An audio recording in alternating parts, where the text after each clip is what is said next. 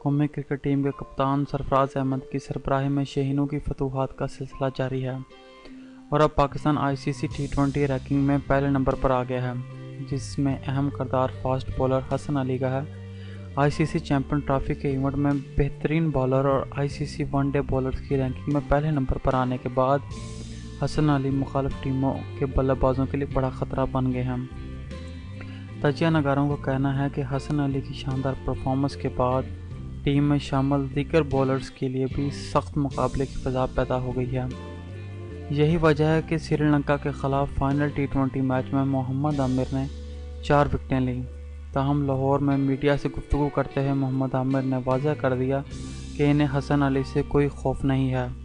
एक सहाफ़ी के सवाल पर इनका कहना था कि मुझे हसन अली से कोई डर नहीं, मेरा मुकाबला खुद से है।